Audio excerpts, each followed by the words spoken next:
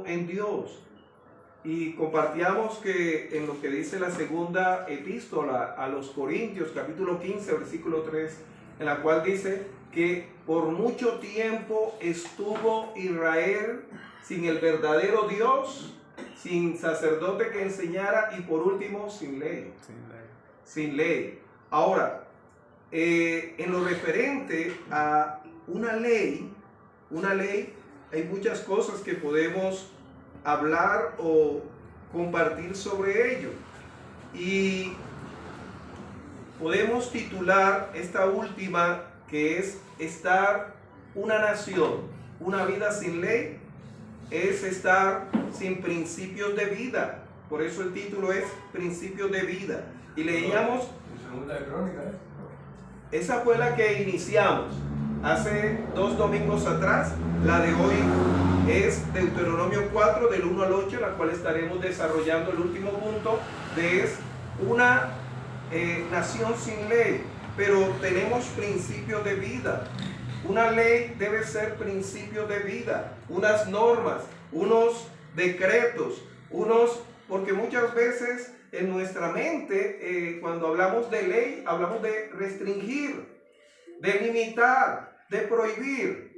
Y así muchas veces lo habían entendido el caso del pueblo de Israel, e incluso en el tiempo de Jesús, como lo vamos a ver en el caso de los fariseos y los saduceos y los escribanos. Entonces mis hermanos leían en el pasaje central de Deuteronomio capítulo 4, versículo 1 hasta el 8, y usted puede leer todo el capítulo 4, que es maravilloso, como toda la palabra de Dios. Pero antes, quiero preguntarles a ustedes y escucharles cómo es una nación donde no hay ley. ¿Cómo es una nación del cual no hay ninguna norma de tránsito, ni una ley desde el punto de vista penal, desde el punto de vista civil? No hay ley. ¿Cómo es esa nación? Desorganizada, ¿qué más? Desordenada, ¿qué más? ¿Cómo es esa nación? Sí, todo lo que podemos agregar. Desordenada, desorganizada, ¿qué más? Les escucho, mis amadas. ¿Que nunca qué, mi amada? Un caos. Un caos. ¿Sí? Ahora, bajémoslo. ¿Qué es un caos? Porque aquí vamos a estar todos. ¿Qué es un caos? para la muestra un montón de lo que estamos viviendo en Colombia. Colombia, usted está diciendo que Colombia es como no tiene ley. Ahora, la democracia exime a veces que sea la libertad de culto desenfocada en la realidad de un Dios. Eso hace que nos vayamos a la siguiente pregunta. ¿Por qué cuando hay rey o gobernante y ley, esta nación no cumple la ley? ¿Me hago entender? ¿Por qué cuando hay un gobernante, un rey en el caso de acá, o un gobernante, y hay ley, por qué la gente no la cumple? ¿Por qué? Por la autoridad, ¿no? También es porque no tiene ejercida. No ejerce el gobernante una autoridad, muy bien. ¿Qué más? Por la rebeldía en el corazón del hombre. ¿Por la qué? Rebeldía en el corazón La del hombre. rebeldía en muchos, ¿no? Rebeldía, ¿qué más? Desobediencia. Desobediencia. Y arrogancia, ¿no? Y arrogancia, sí. ¿A mí por qué me tienen que obligar a? ¿Por qué yo tengo que? Oye, pero hay una ley. Parece que la ley fue establecida para los que no se quieren someter. Porque si quieren someter no existe la ley. Así es. Ese es lo que nos dice, va a decir Pablo, que la ley no se hizo para los que la cumplen o los que de una manera u otra llevan una vida, entre comillas, moralmente correcta, sino para los que la infringen. Pero el Señor va más allá, ¿no? Por nuestra condición caída ocurre eso.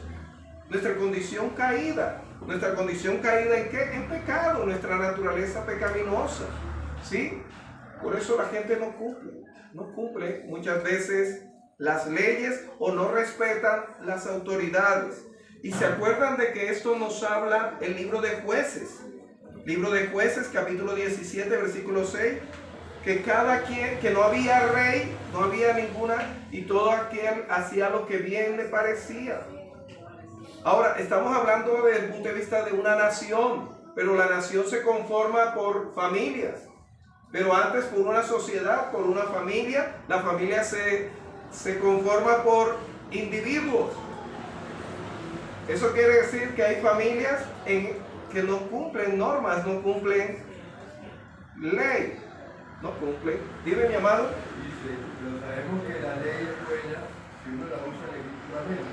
Sí. Conociendo esto, que la ley no fue dada para el justo, sino para los agresores, los desobedientes, para los impíos, los pecadores, para los irreversibles, profanos, y para los parricidas y maldicidas, pero los homicidas, para los fornicarios, para los sodomitas, para los secuestradores, para los mentirosos y perjuros, y para cuantos se opongan a la sana doctrina. Así es. Y ahí el apóstol Pablo primeramente aclara la forma como se había considerado la ley.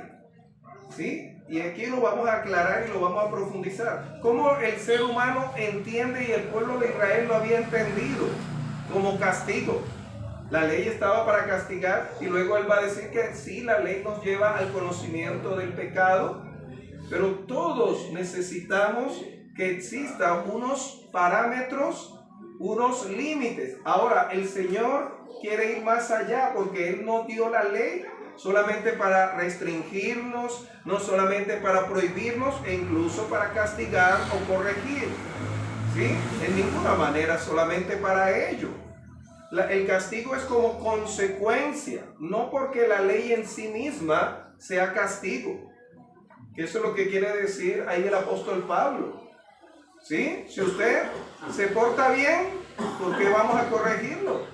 No se corrige a la persona, se corrige su comportamiento de incumplir, de proceder de manera inadecuada. Por eso es que muchas veces hoy en día están enseñando que si un policía de tránsito o una autoridad, sea policía, en fin, te detiene, debe haber una razón por la cual te detiene. Y usted puede decirle, perdón, me dice su nombre al policía, el código de la policía y de la fuerza. Usted puede, ¿para qué me detiene? Hice entonces no me puede detener. La norma no es por usted, es para formar aquel comportamiento en el cual usted puede convivir con los demás. Pero esto no es suficiente. ¿Por qué? Porque se perdió lo que Jesús y Dios Padre y a través del Espíritu Santo nos quiere enseñar. Que toda norma y la palabra de Dios, la Biblia, es principio de vida. Un principio es una base, es un comienzo. Y como todo comienzo debe estar bien establecido para cómo debe ser nuestro andar. Si no hay ninguna base, ningún principio, ¿sí? Por eso Jesús habló de que el fundamento es la palabra, la roca que es Cristo y la palabra. Si no hay un principio de vida, siempre vamos a estar actuando en nuestra decisión, opinión. Y si cada quien hace lo que bien le place, para cada persona es una ley. Imagínense, lo que dice el papá es una ley, lo que dice la mamá es una ley, lo que dice el niño es una ley. Y por eso van a encontrar en la familia conflictos, porque todos quieren manejar su propia ley y no hay una. Y una es un principio y esta es la palabra de Dios, la voluntad de Dios. En el contexto nos habla de la ley mosaica. El pueblo conocía la letra por letra, la ley. Y la ley la encontramos, la ley mosaica en Éxodo, Levíticos, Números, Deuteronomio, como lo acabamos de leer en Deuteronomio.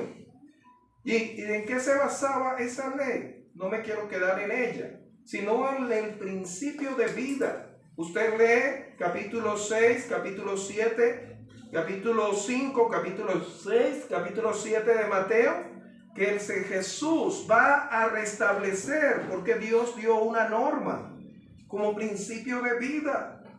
no es solamente cumplir la ley, sino cuál es la razón por la cual yo cumplo la palabra de Dios, o en el caso del pueblo de Israel, la ley. ¿Se acuerdan que muchos de ellos lo cumplieron? Va a decir Jesús que lo van a cumplir para ser visto por los hombres. Y le va a decir a los que diezmaban la menta, el comino y todo: vosotros diezmáis todo, pero si olvidáis del amor y de la misericordia. Lo principal, y usted puede leer en su casa Mateo capítulo 5 hasta el capítulo 7, el sermón del monte, que Jesús va a hablar ahí. Oíste que fue dicho, mas yo os digo, el principio de vida, por el cual Jesús nuevamente le dice a su iglesia: no es solamente que leamos la Biblia, hay que leerla, es nuestro alimento, pero si nos nutrimos de ella y no ejercitamos, hasta nos enfermamos. No hace mucho, muchas personas hoy en día están enfermos por una vida sedentaria, una vida pasiva. ¿Sí? Para ir a la tienda cogen el carro y qué bueno. O peor aún, no hacen mucho y empiezan a manifestarse circunstancias. Por eso Santiago dice que debemos ser no solamente conocedores, sino hacedores de la palabra. Pero rápidamente, mis amados, en esta parte de Deuteronomio nos dice: Moisés exhorta a la obediencia. Y quiero rápidamente aclarar sobre ello. ¿Debemos conocer la palabra de Dios? Sí. ¿Debemos la ley en el caso del pueblo de Israel, conocedores? Sí. Pero ¿cuál era el sentido por lo cual Dios la había dado y por qué la estoy, en este caso, conociendo y por qué la estoy llevando a cabo? Encontramos primeramente que toda nación desde la antigüedad tenía una biblioteca de leyes. Llámese constitución, llámese norma de normas, pero ¿cuál fue la razón en el caso de Israel? Que aquí le está hablando directamente a Israel sobre esa ley en la cual Dios le va a dar a revelar a Moisés para que se la comunicara a esa nación que va a ser Israel. Y entrando en ello, mis amados, encontramos no solamente la ley mosaica, sino lo que Dios nos quiere enseñar, ¿sí?, sobre ello. Y en primer lugar encontramos esos principios de vida en lo referente a la ley. ¿Y para qué me va a servir? Porque, bueno, sí, allá Israel, los que son ortodoxos, que son fundamentalistas, que todavía están en la Torá. La palabra Torá significa ley. ¿Qué tiene que ver conmigo? ¿Qué tiene que ver conmigo? ¿Por qué nosotros no guardamos el día de reposo? ¿Por qué no guardamos el sábado y nos reunimos el domingo?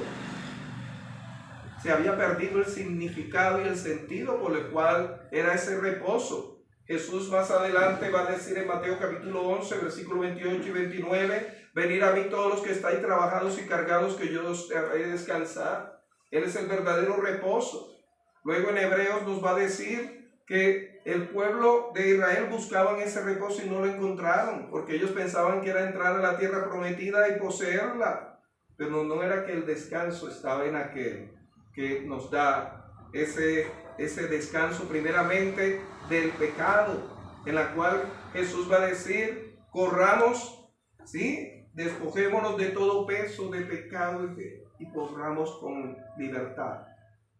Y encontramos el sentido y el principio. Primeramente, ¿por qué Dios dio esa ley? ¿Y qué nos quiere hablar a nosotros? Primeramente, una nación diferente.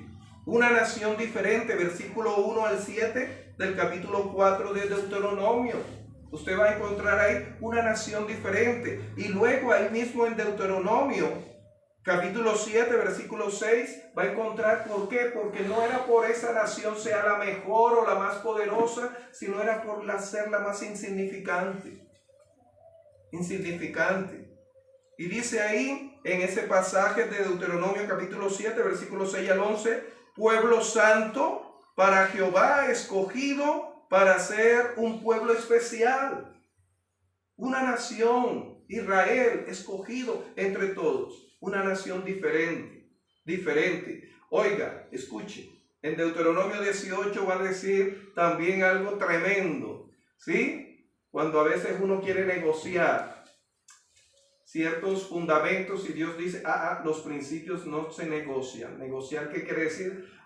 Como algunos, ¿no? Yo tengo una necesidad, voy a robarme para ver, tengo que robar porque no, Dios no me da, voy a robarme esos 500 pesos porque como no es 1 millón o no es 1.000 millones, solamente son 500 pesos, ese no le va a faltar. Eso es negociar los valores. ¿Se acuerdan lo que dice la gente? Esto es una mentira piadosa. No, la Biblia no nos habla de mentiras piadosas, no habla de mentira. Eso es negociar. Querer decir, Señor, este pecaditico.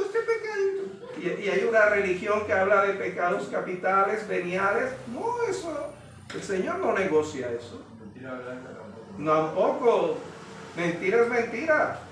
¿Sí? Robo es robo. Asesinato. Mire, la Biblia nos habla de eso y no quiero alargarme.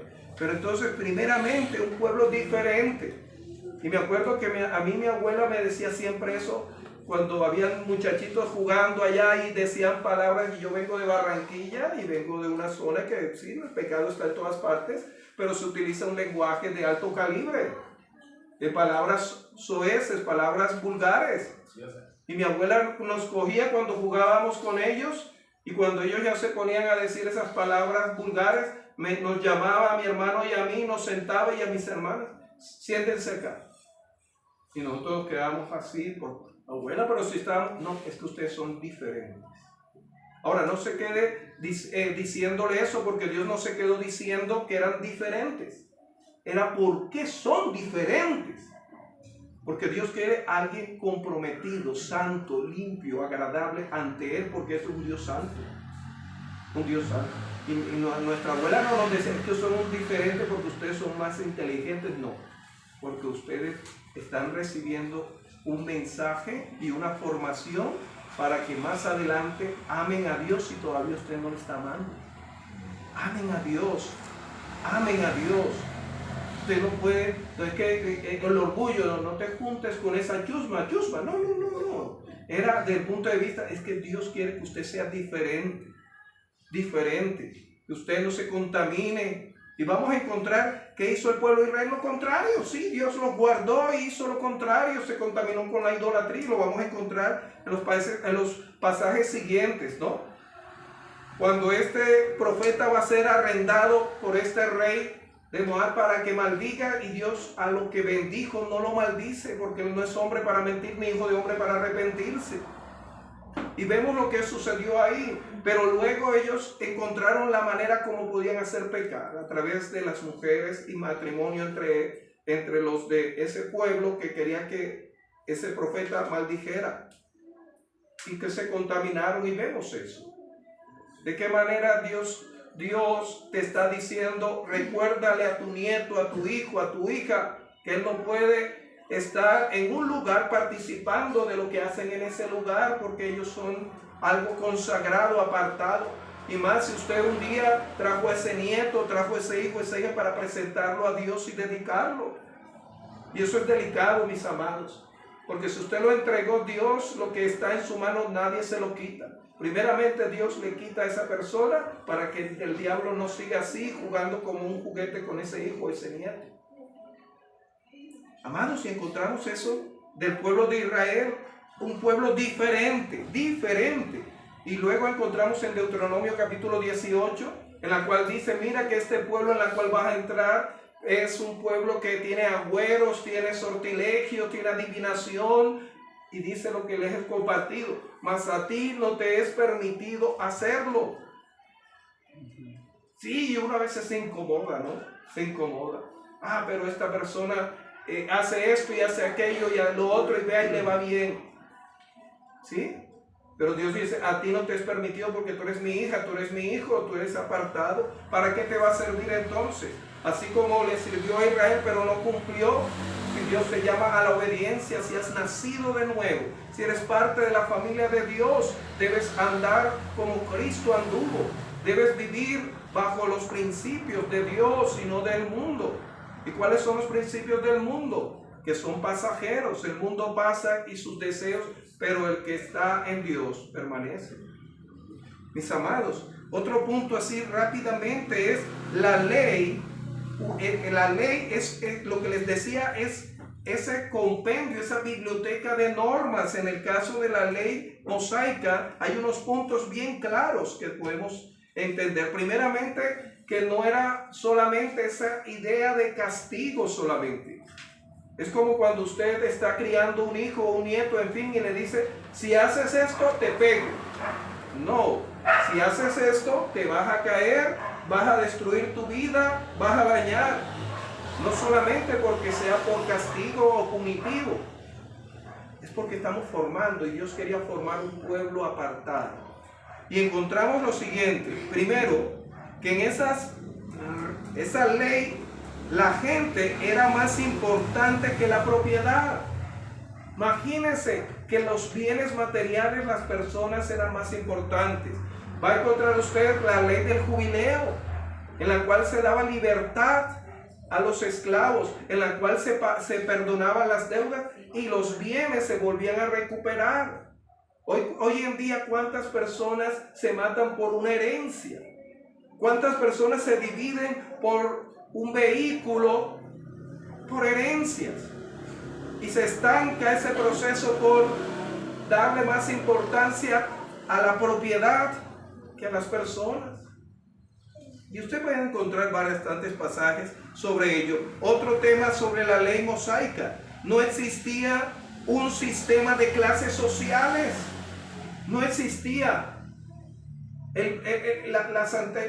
Las otras civilizaciones y sociedades y pueblos, en fin, sí tenían una pirámide, sí, social. Tenían al rey, tenía la clase clerical o sacerdotal, tenían los comerciantes, tenían los comerciantes artesanos, tenían los esclavos, que eran los últimos y no eran considerados personas. Pero en el pueblo hebreo no le era permitido a ninguno colocarse por encima de Dios. Todo el sacerdote no era más. Y por eso que va a encontrar usted en el tiempo de Jesús que el sumo sacerdote, no haciendo buena interpretación de la ley, se creía una casta más importante. O el monarca. Si usted lee aquí mismo en Deuteronomio capítulo 17, versículo 14 al 20, Dios se anticipa a lo que conoce el corazón del pueblo y te conoce a ti. Dios dijo, había una teocracia. Dios, Kratos, gobierno. Dios es el que gobierna. Pero más adelante Dios se adelanta sobre esta norma, esta ley, y dice, ustedes van más adelante a colocar un rey y va a querer que este rey sea como el de las naciones. Por eso yo me anticipo, dice ahí en Deuteronomio, este rey tiene que hacer esto y no puede hacer esto. ¿Y qué hizo David y qué hizo Salomón? Lo contrario. Lo contrario. Porque este rey no estaba por encima del levita, no estaba por encima del sacerdote, y el sacerdote por encima de los levitas. Por eso Jesús, siendo profeta, sacerdote, juez, rey, en fin, ¿qué hizo? Vino a ser siervo. Vino a ser siervo. Todos, el rey, todos, el esclavo, el comerciante, todos somos siervos. Todos estamos para servir.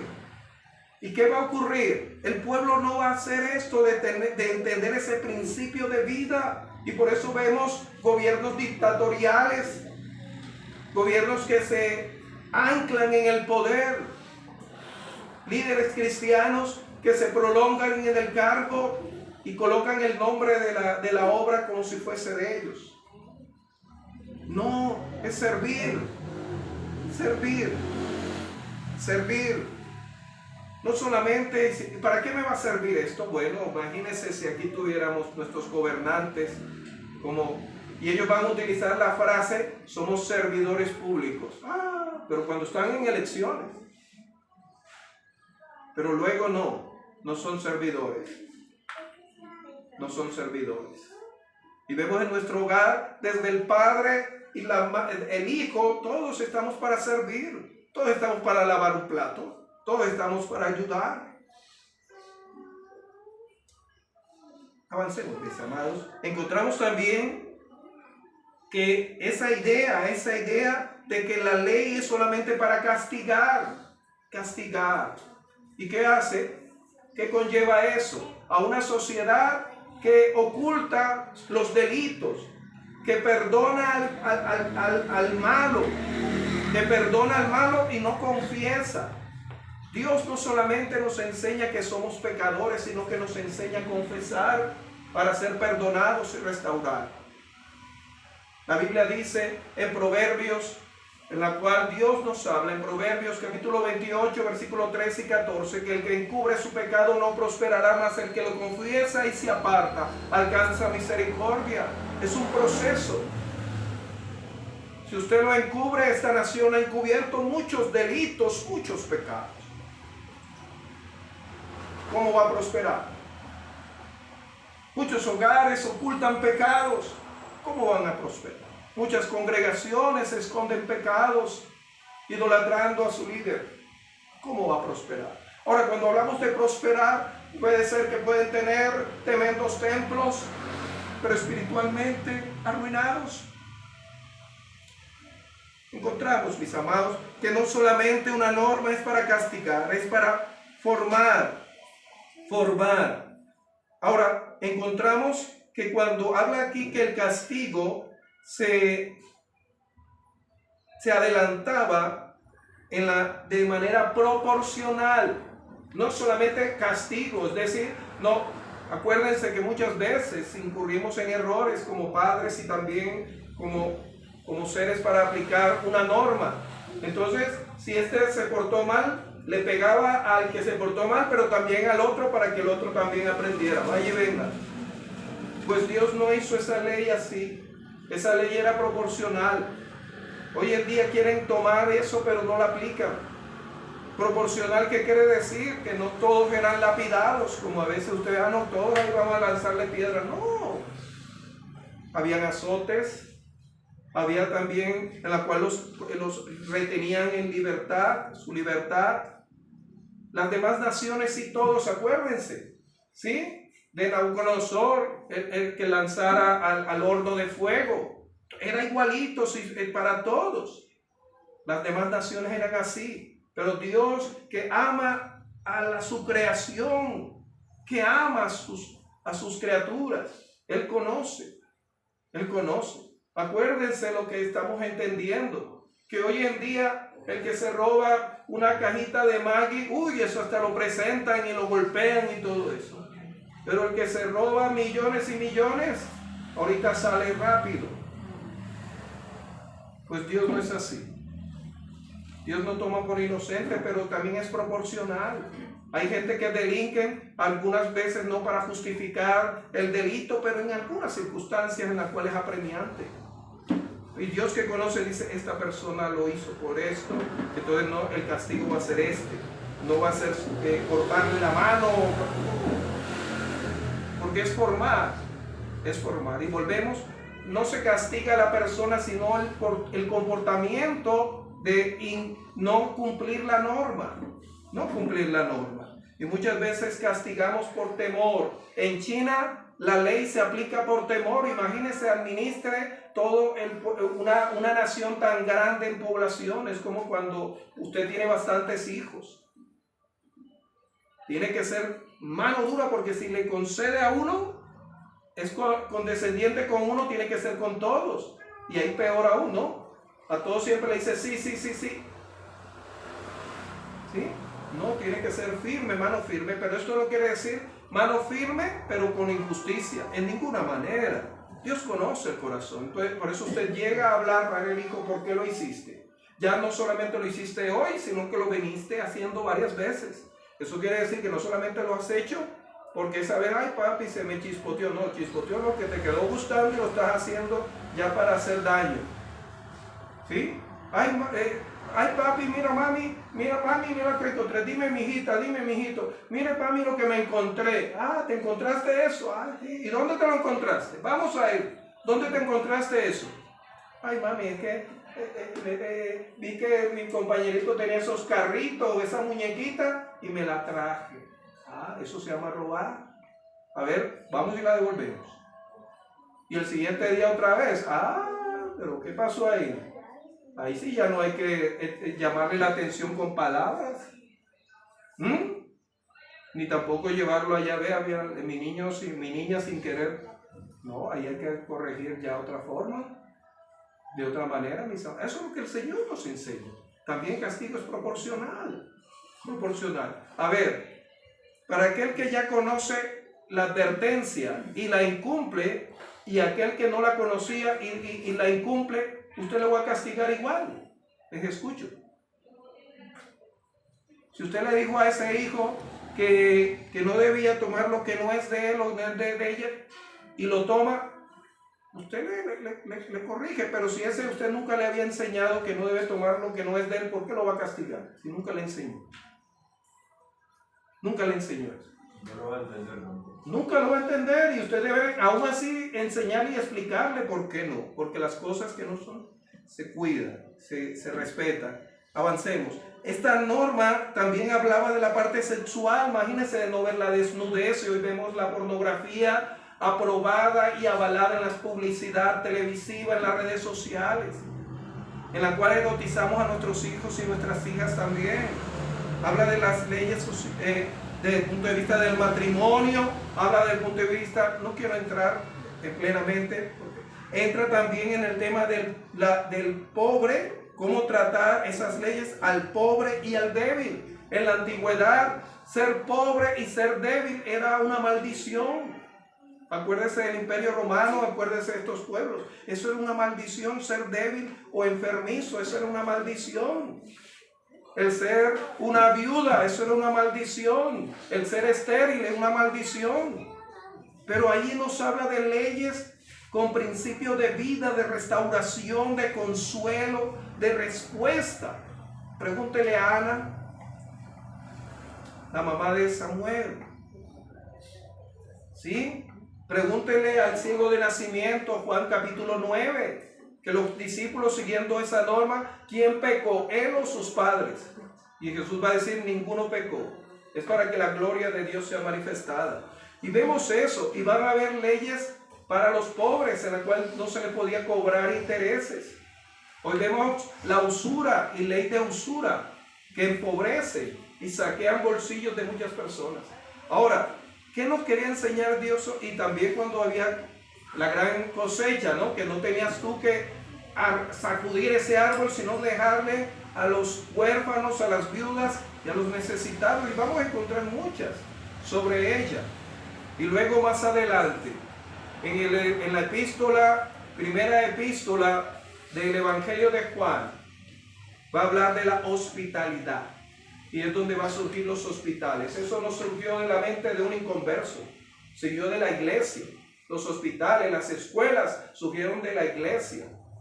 Por eso la iglesia está en deuda frente a los problemas de la sociedad. Primeramente el pecado, Dios nos dio la respuesta, que es predicar la palabra. Como un día se le predicó a usted, usted tiene que predicarla. Quiero concluir de la siguiente manera, porque el tiempo apremia, y si el Señor viene ahora, ninguno de los acá nos vamos a quedar predicando ni escuchando, nos vamos con Él. Quiero terminar con lo siguiente, mis amados, y le invito a abrir en Romanos capítulo 10. Romanos capítulo 10. Y es un pasaje bastante controversial para algunos. Romanos capítulo 10. Ya les digo, permítanme, capítulo 10. Y vamos a leerlo desde el versículo 1. Vamos a leerlo todos. Desde el capítulo 1, capítulo 10, versículo 1, hasta el versículo 21, o sea, prácticamente todo.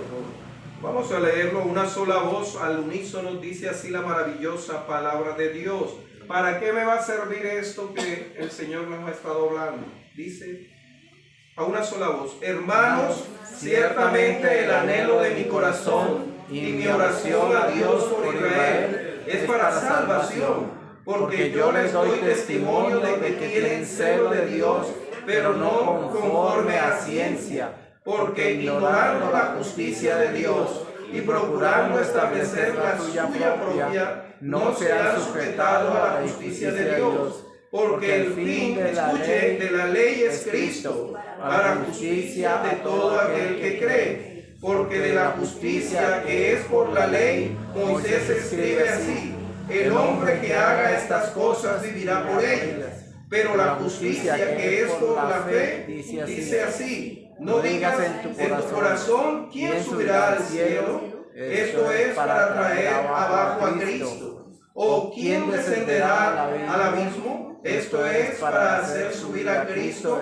de entre los muertos. Mas, ¿de qué dice? Cerca de ti está la palabra en tu boca y en tu corazón. Esta es la palabra de fe que predicamos, que si confesamos con tu boca que Jesús es el Señor y creyeres en tu corazón que Dios le levantó de los muertos, serás salvo. Porque con el corazón se cree para justicia, pero con la boca se confiesa para salvación. Pues la Escritura dice: todo aquel que en él creyere no será avergonzado, porque no hay diferencia entre judío y griego, pues el mismo que es Señor de todos es rico para con todos los que le invocan, porque todo aquel que invocar el nombre del Señor será salvo. ¿Cómo pues invocarán a aquel el cual no han creído? ¿Y cómo creerán en aquel a quien no han oído? ¿Y cómo oirán sin haber quien les predique? ¿Y cómo predicarán si no fuesen enviados? Como está escrito: cuán hermosos son los pies de los que anuncian la paz, de los que anuncian las buenas nuevas, mas no todos obedecieron al Evangelio. Pues Isaías dice: Señor, ¿quién ha creído a nuestro anuncio? Así que la fe es por el oír, y el oír por la palabra de Dios.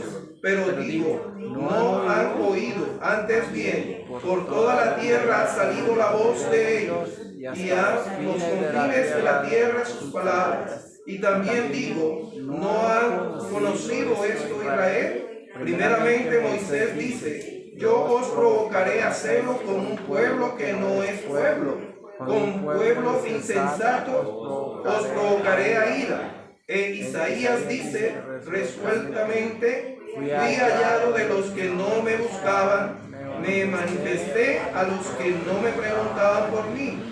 Pero acerca de Israel dice: todo el día extendí mi mano a un pueblo rebelde y contradictor.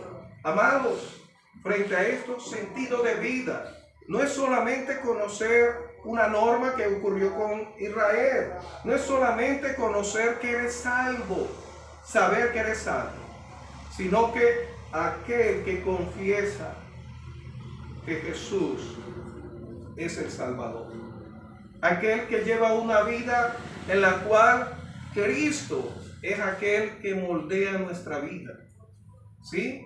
Ahora, frente a esto que dice, pero la ley es hasta Cristo. Jesús cumplió la ley. Amén. ¿No te motiva a seguir su ejemplo? Sí, y me lleva a una controversia en la actualidad lo que se está viviendo con Israel y sus hermanos alrededor.